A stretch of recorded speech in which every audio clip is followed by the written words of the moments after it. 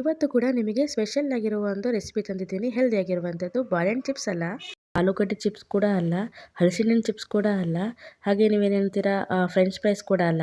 ಬನ್ನಿ ಹೆಲ್ದಿಯಾಗಿ ಏನು ಮಾಡಿದ್ದೀನಿ ಇವತ್ತು ಅಂತ ನಿಮಗೆ ತೋರಿಸ್ತೀನಿ.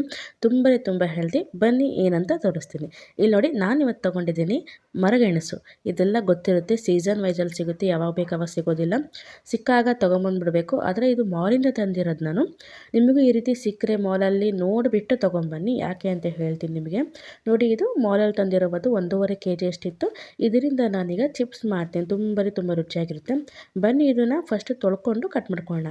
ನಾನು ಯಾಕೆ ನೋಡ್ಕೊಂಡು ತೊಗೊಂಬರ್ರಿ ಅಂತ ಹೇಳಿದ್ರೆ ಇದು ನೋಡೋಕ್ಕೆ ಮಾಲ್ಗಳಲ್ಲಿ ಫ್ರೆಶ್ ಆಗಿ ಕಾಣುತ್ತೆ. ಬಟ್ ಒಳಗಡೆ ಕಟ್ ಮಾಡಿದಾಗ ಈ ರೀತಿ ಸ್ವಲ್ಪ ಬ್ಲ್ಯಾಕಲ್ಲಿ ಬಂದುಬಿಡುತ್ತೆ. ಅಂದರೆ ಸ್ವಲ್ಪ ಒಣಗಿರೋದೆಲ್ಲ ಇರುತ್ತಲ್ಲ, ಅವ್ರೇನಾರು ಏನು ಕೆಮಿಕಲ್ ಹಾಕಿಟ್ಟಿರ್ತಾರೆ. ಅದ್ಯಾಕೋ ಸ್ವಲ್ಪ ಸರಿ ಬರಲಿಲ್ಲ. ಅದರಿಂದ ನಾನು ಚಿಪ್ಸ್ ಮಾಡೋಣ ಅಂತ ತಂದಿದ್ದೆ. ಆದರೆ ನಿಮ್ಗೆ ಮಾಡಿ ತೋರಿಸೋಣ ಅಂತ ಮಾಡ್ತಿದ್ದೀನಿ.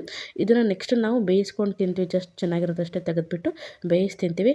ಅದರಲ್ಲೇ ಸ್ವಲ್ಪ ಚೆನ್ನಾಗಿರೋ ಭಾಗಗಳನ್ನು ತೆಗೆದು ನಿಮಗೆ ಚಿಪ್ಸ್ ಮಾಡಿ ತೋರಿಸ್ತಾ ಇದ್ದೀನಿ. ನೋಡಿ, ಈ ರೀತಿಯಾಗಿ ಸಿಪ್ಪೆ ಇರುತ್ತೆ. ಅದು ಪೇಪರ್ ರೀತಿಯಲ್ಲಿ ಬರುತ್ತೆ ಸಿಪ್ಪೆ, ಆರಾಮಾಗಿ ತೆಗಿಬೋದು. ಇದರಲ್ಲಿ ನಾನು ಒಳ್ಳೆ ಪೀಸ್ನ ಕಟ್ ಮಾಡಿ ಫ್ರೈ ಮಾಡಿ ತೋರಿಸ್ತೀನಿ ನಿಮಗೆ. ಇಲ್ಲಿ ನೋಡಿ, ನಾನು ತೊಗೊಂಡಿದ್ದಿಲ್ಲಿ ಕೊಬ್ಬರಿ ಎಣ್ಣೆ. ಅಂದರೆ ನಾನು ಇದರಲ್ಲಿ ಒಂದ್ಸರಿ ಬನಾನಾ ಚಿಪ್ಸ್ ಮಾಡಿದ್ದೀನಿ. ಅದರಿಂದ ಎಣ್ಣೆ ಸ್ವಲ್ಪ ಕೆಂಪಾಗಿದೆ.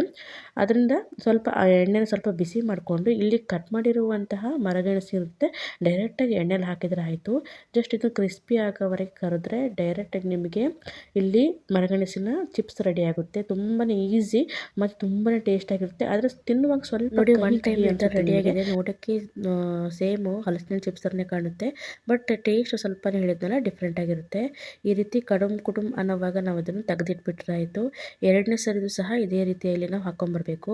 ಮತ್ತೇನಂದ, ಇಲ್ಲಿ ಕೊಬ್ಬರಿ ಎಣ್ಣೆಯಲ್ಲಿ ನಾವು ಕರಿಯೋದ್ರಿಂದ ಏನಾಗುತ್ತೆ ಅಂದರೆ ಟೇಸ್ಟ್ ತುಂಬ ಚೆನ್ನಾಗಿರುತ್ತೆ. ರೂಢಿ ಇರೋರಿಗೆ ಏನೂ ಅನ್ಸೋದಿಲ್ಲ.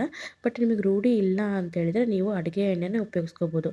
ನೋಡಿ, ಕಲರ್ ಕೂಡ ಎಷ್ಟು ಚೆನ್ನಾಗಿ ಬಂದಿದೆ. ಈ ರೀತಿ ಕಲರ್ ಬರಬೇಕು. ಈಗ ಎರಡನೇ ಸರ್ತಿ ಸಹ ಈಗ ಲೋ ಫ್ಲೇಮ್ ಮಾಡಿದ್ದೀನಿ ಎಣ್ಣೆದು. ಈಗ ನಾನು ಕರ್ಕೊಂಬರ್ತೀನಿ. ಈಗ ನಾನು ಹೇಳಿದ್ನಲ್ಲ ಚಿಪ್ಸ್ ಮಾಡಿದ್ದೆ ಅಂತ ಬನಾನದ್ದು, ಅದಕ್ಕೆ ನಾವು ಸ್ವಲ್ಪ ಅರಿಶಿನ ಪುಡಿ ಹಾಕಿರ್ತೀವಲ್ಲ, ಅದರಿಂದ ಸ್ವಲ್ಪ ಎಣ್ಣೆಯಲ್ಲಿ ಹಳದಿ ಆಗಿದೆ ಅಷ್ಟೇ. ನೋಡಿ, ನಿಮಗೆ ಈ ರೀತಿಯಾಗಿ ನಾನು ಮತ್ತೊಂದು ಸರಿದು ಹಾಕಿದ್ದೀನಿ. ಇಷ್ಟೇ ಆಗಿದೆ, ಜಾಸ್ತಿ ಏನಾಗಿಲ್ಲ. ಒಂದು ಚೆನ್ನಾಗಿರೋ ಸ್ವಲ್ಪ ತಗೊಂಡಿದ್ದೀನಿ ಅಷ್ಟೇ. ರೆಡಿ ಆದಮೇಲೆ ಇದಕ್ಕೆ ಮೇಲಿಂದ ಸ್ವಲ್ಪ ಖಾರದ ಪುಡಿ, ಸ್ವಲ್ಪ ಇಲ್ಲಿ ಉಪ್ಪನ್ನು ಹಾಕಿಬಿಟ್ಟು ಒಂದು ಪ್ಲೇಟ್ನ ಮುಚ್ಚಿ ಸ್ವಲ್ಪ ಈ ರೀತಿ ಮಿಕ್ಸ್ ಮಾಡಿಬಿಟ್ರೆ ರುಚಿಯಾಗಿರುವ ಮರಗೆಣಸಿನ ಚಿಪ್ಸು ರೆಡಿ ಆಗುತ್ತೆ. ನೋಡಿ, ಇಷ್ಟೇ ಸಿಂಪಲ್ಲು. ಆದರೆ ಟೀ ಟೈಮಿಗೆ ಅವೆಲ್ಲ ತುಂಬ ಚೆನ್ನಾಗಿರುತ್ತೆ. ಒಂದ್ಸರಿ ಮಾಡಿ ನೋಡಿ, ನಿಮಗೂ ಕೂಡ ಇಷ್ಟ ಆಗುತ್ತೆ. ಬನ್ನಿ ಈಗ ಟೇಸ್ಟ್ ಮಾಡಿ ಹೇಗಿದೆ ಅಂತ ನಿಮಗೆ ಹೇಳ್ತೀನಿ. ನೋಡಿ, ತೊಗೊಂಡಿದ್ದೀನಿ. ನಿಮಗೆ ಕಲರ್ ಕೂಡ ಕಾಣ್ತಿರ್ಬೋದು, ಎಷ್ಟು ಚೆನ್ನಾಗಿ ಕಾಣ್ತಾ ಇದೆ ಕಲರ್ ಕೂಡ. ಈ ರೀತಿ ನೀವು ಕೂಡ ಮಾಡ್ಕೊತೀನಿ ಅಂತ ಹೇಳ್ತಾ ಒಂದು ಯೂನಿಕ್ ಆಗಿರೋ ರೆಸಿಪಿಗಳನ್ನು ತೋರಿಸಿದ್ದೀನಿ ನನ್ನ ಒಂದು ಚಾನಲ್ಲಿ. ಇಷ್ಟ ಆದರೆ ಲೈಕ್ ಮಾಡಿ, ಕಾಮೆಂಟ್ ಮಾಡಿ, ಹಾಗೂ ನಮ್ಮ ಚಾನಲ್ನ ಸಬ್ಸ್ಕ್ರೈಬ್ ಮಾಡ್ಕೊಳ್ಳಿ. ಹಾಗೂ ಫೇಸ್ಬುಕ್ಕಲ್ಲಿ ನೋಡ್ತಿರೋ ನಮ್ಮ ಚಾನಲ್ನ ಫಾಲೋ ಮಾಡ್ಕೊಳ್ಳಿ.